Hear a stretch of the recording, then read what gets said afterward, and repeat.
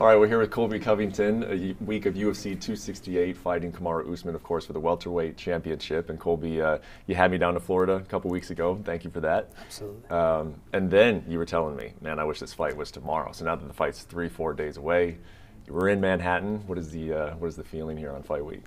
Yeah, the feeling is like I feel like a little kid before Christmas. You know, I feel like I get to open presents on Saturday night and put on a real show. And I got a great surprises in store on Saturday night. There's going to be a lot of twists and turns and a lot of things that I'm bringing to the show. So, you know, I'm gonna make history every time I make that walk. Have you seen Kamaru yet? No, I haven't seen him yet. Are you looking forward to it? What are you anticipating when you guys finally do cross paths?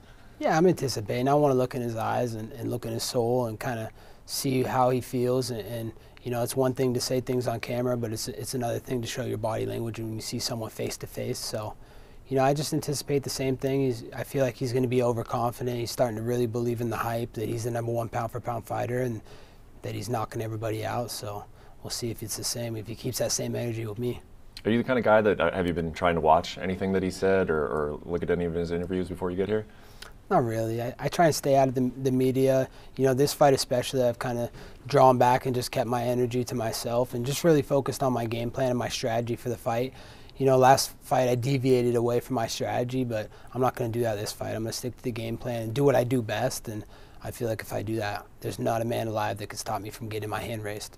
When I describe this fight, I call him your rival. Is that what it feels like to you? You know, I mean, we know what rivalries are like in combat sports. They're kind of a special thing. Do you feel that? Is this guy your rival?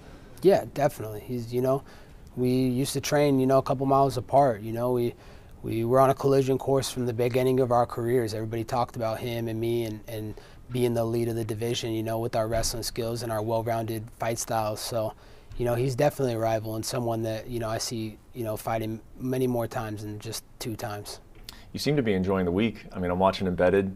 You fly in and you're hitting pads to the Rocky theme music in Central Park. I mean, it feels kind of like iconic moments, like when you see something like that. Can you just describe kind of living that, you know, and being in Central Park and knowing you're going to fight in Madison Square Garden? You got the Rocky theme music on. I mean, kind of what's the theme in your mind right now? That just all my dreams have been coming true through all the blood, sweat, and tears and the hard work that I put in my whole life. You know, a kid coming from Springfield, Thurston, Oregon, to be at this moment flying in on a private jet on a G5. Like, God bless, you know, Bang Energy and Jack Howalk for flying me in, but being able to fly in a private jet and then being in Central Park, you know, this crazy mecca of a city, New York City, and getting ready to go to the most iconic arena in the world this weekend at Madison Square Garden.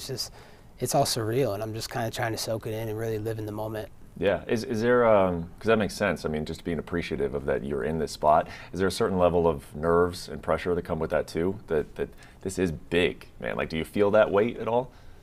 I don't feel that weight, you know. I'm very thankful for the opportunity from Dana White, Hunter Campbell, and the UFC. They've taken great care of me and done such a good deal for me, so you know, I love those guys, but I don't feel the pressure. I feel like all the pressure is on Usman. You know, he's the big, heavy favorite. Nobody expects me to win. I'm the big underdog. People don't believe in me. They don't know what my potential is. So, you know, all the pressure is on Marty. He's got to come out here and prove he's the supposed #1 pound-for-pound fighter. So, you know, I'm just ready to prove all the critics wrong. Why do you think that is? Why do you think you have critics in this fight? I just think that people hate me. They don't like me. They wanna dog on me for the way that I do business and the way that I promote myself, but you know, they're just all in their feelings and they're mad that they're not as successful as me, and they're mad that, you know, I make these big paychecks. Are you a big fate guy? Like, does this, when you're in this week and everything, like you're saying, your entire life, every moment has led up to this, like, do you feel like it's meant to be? Do you kind of subscribe to any of that? A little bit, yeah. I feel I keep the faith, and I believe in God's plan for me. I feel like He has had me on this path, and this has been a plan for me all along. I've been saying it since day one. You can ask anybody. You know, you go back to my childhood when I was wrestling in Thurston Mat Club, me telling my coaches, hey, I'm going to be a world champion. You know, getting out of high school, I'm going to be a UFC champion. No one ever believed me, but I always believed in myself, and I truly believe that when you truly believe wholeheartedly in your own self, you can accomplish anything you want in your life. When you think about this journey, this athletic journey to get to where you're at now, what are some of the biggest matches you've been in, you know, with wrestling, and then what are some of the kind of like the landmark moments, would you say, that along this path? Yeah, I would say definitely winning a junior college national title. that was a big landmark. And then going on to become a Division I All-American, that was a huge honor for my family and for myself. And then, you know, obviously, you know, going to Brazil and being able to do what I did in Brazil and get a whole arena to throw their hot dogs. Yeah, and you were an interim champion as well. Do you feel like you already know what it feels like to be a champion, or what you will experience on Saturday when that belt goes around your waist? That'll be something completely different, even though you have, you know, won these accolades previously. I feel like I was the real champion at the time. The champion didn't want to fight me at the time, you know. Tyquil Woodley, he was scared to fight me, you know. He got elective shoulder surgery. He was afraid. He was running from me. So, you know, I know what it's like to be a champion, and I know the burden that it takes and the heavy weight that it is on your shoulders. So, you know, I'm ready for that on Saturday night and becoming champion again. And so on Saturday, co-main event wraps up. You know, they call your name. You come out of your locker room. You're standing in the standing in the tunnel before you walk out in front of that crowd. They're playing a promo package. What do you think is going to be going through your mind? What are you going to be saying to yourself, you know, before that moment where you make the walk? Yeah, I'm just going to be saying, you know, I worked my whole life for this moment. You know, you've been training since you were 7 years old. You know, it's time to put it all on the line and you know, believe in yourself and just breathe, you know, and just soak up the moment, man. You're going to walk out to a completely sold out Madison Square Garden, the most iconic American sports arena in the world, you know. Some of the greatest artists of all time have played at this arena, you know. You got the Rolling Stones that have headlined the Garden. You got Hulkamania, you got Muhammad Ali, and now you got Colby Covington. So, you know, one thing all those people have in common, rock stars, legends, Hall of Famers, world champions. So, you know, it's going to be a great show Saturday night. When you say you want to walk out and soak it in a little bit, like, do you take in the crowd, or do you just like you got to be like tunnel vision, or do you allow yourself to be like, hey, that's my name, this is my song, and kind of take in that way? Yeah, I think it'll be a little bit of both. I'll definitely soak it in a little bit. You know, look out some of the people, you know, some of the VIPs that I have in attendance, and go give them a hug before the fight and soak it in with, you know, all the theatrics that I have coming out on my walk that I can't talk about right here, but you have to see Saturday night because it's a surprise. But for the most part, it's definitely focused, tunnel vision. You got to stay in the moment. You got to be focused on what you're there to do, and what I'm there to do is get my hand raised, and I'll go through hell and back at all costs to get it done.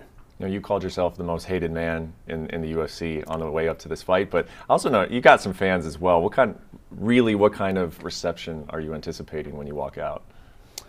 I'm expecting a lot of "Let's go Brandon" chants.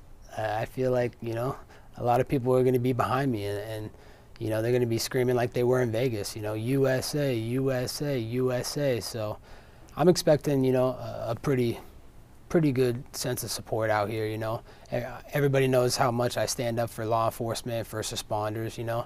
Can't thank them for what they do, keeping us free and keeping law and order here in America. So, you know, I look forward to seeing a lot of first responders out there Saturday night. I know a lot of people, when they talk about this fight, they say, Colby, if he wins, it's most likely a decision. It's most likely he gets, you know, 3 rounds to 2.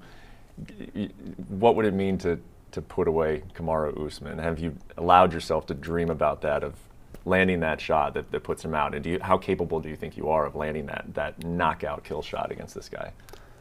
Yeah, I know I'm capable of finishing him. The first fight, you know, I had him wobbled, you know, multiple times in the fight, and I just wasn't able to capitalize. And there was a lot of wrongdoings in the fight, you know, and in the lead up to the fight. Everybody knows I got food poisoning from the PI, you know, unintentionally, but it still happened. I was puking 2 days before the biggest fight of my life. So my organs, my body wasn't right. That was my worst night. But the good thing is that was the past, and now here we have is the future ahead of us on Saturday night. And I know I'm capable of finishing Kamaru Usman. I just know that I have it deep down inside me, and I know the dog that's inside me. So I'm going to go shock the world on Saturday night and defy all the odds. All right, so final thing for you. After you do that and the belt's around your waist, are we doing this again in 5-6 months? Or are you going to make this guy wait to complete a trilogy with you? Yeah, I would love to do it right away and just bury him and just retire him and put him, you know, send him packing 2 back-to-back terrible losses. But I think after Saturday night, Brett, he's not going to want to fight me again. I think he's going to be thinking retirement and thinking of an easier career with his life. I love it, man. I'm very much looking forward to it. Can't wait. UFC 268 main event, welterweight championship, the rematch. Thanks for sitting down and talking about it with us, man. Appreciate it. Man. Appreciate it. Thanks for watching ESPN on YouTube. For live streaming, sports, and premium content, subscribe to ESPN+.